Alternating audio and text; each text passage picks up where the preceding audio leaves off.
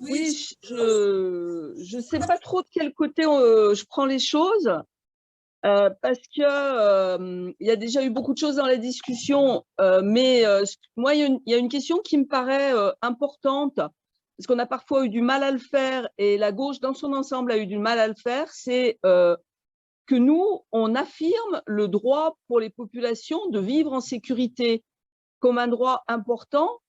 Et historiquement, c'est un droit pour les catégories populaires qui a toujours été difficile, enfin, qui a toujours été remis en cause. Bon, on se rappelle les grands bandits qui parcouraient les campagnes, je ne sais plus comment on les appelait, au XVIIIe siècle, justement dans des moments, y compris sociaux, très troublés. Les catégories populaires ont toujours été beaucoup plus livrées aux risques, aux dangers, aux non-droits que la population bourgeoise ou aristocrate. Ouais, les brigands, les grands brigands, voilà, c'est ça. Donc, je pense que c'est bien que le parti en parle et qu'il assume cette question de la sécurité. Et ce que je veux dire aussi, c'est que, bon, moi j'habite les Minguettes, hein, et avant d'habiter les Minguettes, j'habitais d'autres quartiers, mais donc des quartiers qui sont confrontés à ces difficultés. Et je voulais quand même dire que pour la population, l'insécurité, les incivilités de tout ordre. Mais en ce moment, il y a quand même un faux. Ah, mais c'est pas vrai ça. Il y a quand même un focus sur la question des trafics de drogue. Elle peut rendre la vie très, très difficile. Et elle joue y compris sur la manière dont les gens se positionnent dans l'espace public et dans la vie politique. Parce que quand on vit dans un quartier, et moi ça m'est arrivé, où par exemple, il y a, je ne dis pas qu'il y en a des dizaines, mais il y a quand même assez, enfin voilà, on en rencontre plusieurs, des morts, et en général des morts jeunes par arme en plein jour, au vu et au su de toute la population. Ça modifie quand même le rapport qu'ont les gens avec l'espace public, et on ne vit plus après de la même manière. Moi, je me rappelle qu'il y a eu ça, enfin, il y a eu notamment un mort de ce type-là dans mon quartier. Et une chose que je faisais, c'est-à-dire que quand je me garais devant la boulangerie et je laissais mes enfants dans la voiture pour aller chercher mon pain, et ben, j'ai arrêté de le faire parce que j'avais dans la tête la balle perdue. Voilà, et je pense qu'il y a plein de gens qui ont réagi comme moi. Donc, ça modifie votre rapport aux autres, à la vie du quartier, etc. Et quand on passe tous les jours devant un point de deal, pour parler des sujets qui fâchent, et qu'on est obligé de faire semblant de ne pas le voir, parce qu'on se dit, si je me fâche, si je leur dis quelque chose, etc., etc., c'est ma boîte aux lettres, c'est ma bagnole, c'est peut-être ma fille qui va passer là, qui a 15 ans, et puis qui va se faire emmerder parce qu'ils auront repéré que c'était ma fille.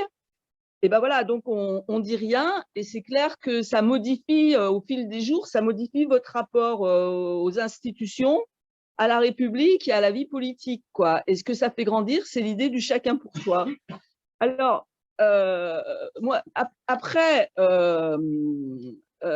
moi, je pense qu'à la fois, on sait bien que si c'est comme ça, et pour en finir avec ce non-droit, parfois ces pratiques mafieuses qui peuvent s'installer, y compris la délinquance qui peut apparaître comme, à certains comme finalement un mode de vie possible. Je voulais quand même dire que la drogue, certes, elle rapporte de l'argent à certaines familles, mais quand on regarde sur Vénissieux, le trafic de drogue, c'est quand même moins d'argent que l'ensemble des prestations sociales qui sont versées aux familles. Donc, il faut relativiser ça. Et ça rapporte de l'argent, mais à quel coût quand même? À quel coût? Parce qu'il y a quand même beaucoup de ces jeunes qui se retrouvent avec un certain nombre de problèmes. Parce qu'au final, c'est quand même un monde sans pitié, vraiment. Donc, voilà, faut quand même le dire aussi. Et donc voilà, on sait bien que à la fois, on sait qu'il faut construire un autre type de société qui permet à chacun de vivre plus que dignement, de vivre bien, d'avoir accès à ce qu'il a envie de faire, d'avoir accès à des métiers, à des revenus dignes, etc. Mais en même temps, on sait que dans les quartiers aujourd'hui, il y a une exigence très forte sur ces questions et qu'on ne peut pas non plus dire aux gens, on peut leur en parler d'autres sociétés qu'on veut construire, mais on ne peut pas non plus dire aux gens, écoutez, votre problème, ce n'est pas l'essentiel, quand pour eux, il est l'essentiel. Et qu'effectivement, ça conduit des gens à quitter, par exemple, nos quartiers, nos villes. Et c'est ennuyeux qu'ils partent déjà.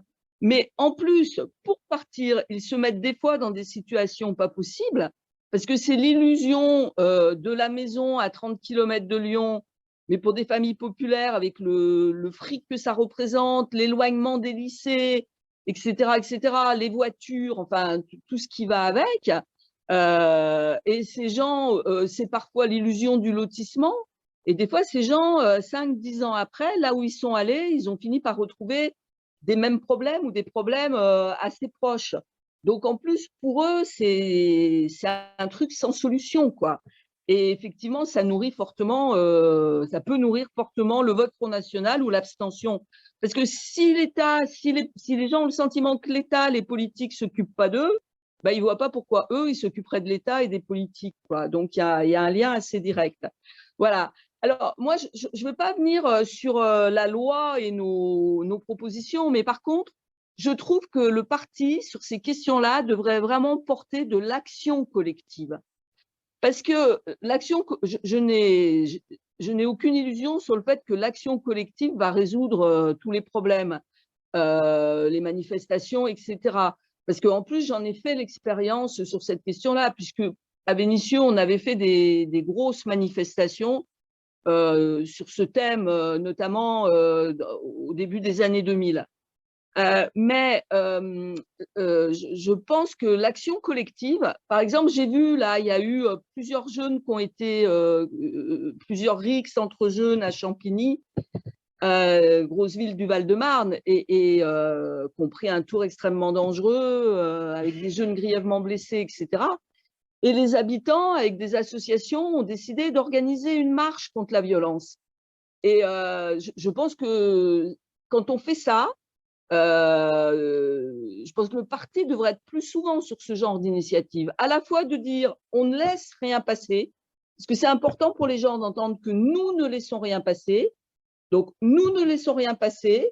En même temps, nous voulons ne pas que ne s'installe pas entre habitants, entre adultes et jeunes, le non-dialogue, la haine, la stigmatisation. Donc, on se parle et on essaye d'agir ensemble et de faire vivre ensemble quelque chose qui est de l'ordre du rejet de la violence, du vivre ensemble et de porter d'autres valeurs.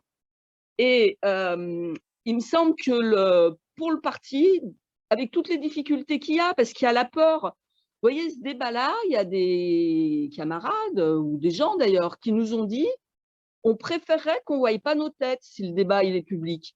Bon, donc ça veut quand même dire qu'il y a une peur qui existe quand même.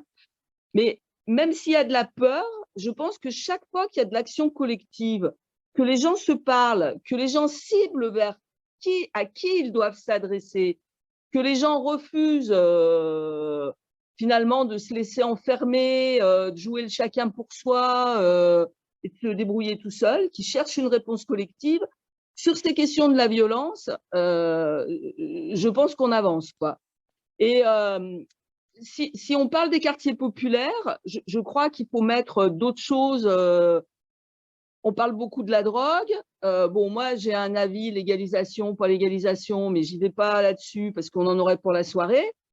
Mais il faut parler du fait que dans les quartiers populaires, il y a un certain nombre d'endroits où on n'arrive plus à se faire livrer parce que ça ne veut pas passer. Les entreprises ne veulent plus passer. Ça, c'est un problème de droit, quoi. On n'a pas les mêmes droits que les autres. Il faut parler du fait que la Poste ne dépose plus de colis dans un certain nombre de quartiers. Il faut automatiquement aller les chercher à la Poste. Il faut dire quand même que quand les transports s'arrêtent, on est souvent les premiers touchés. Vous voyez, je ne veux pas faire la liste de tout, mais il y a la question de l'insécurité, mais il y a la question aussi des droits, dont on peut avoir le sentiment qu'on en est privé par rapport à d'autres quartiers, quand on est dans ces quartiers qui sont classés QPV et souvent en très grande difficulté. Je m'arrête.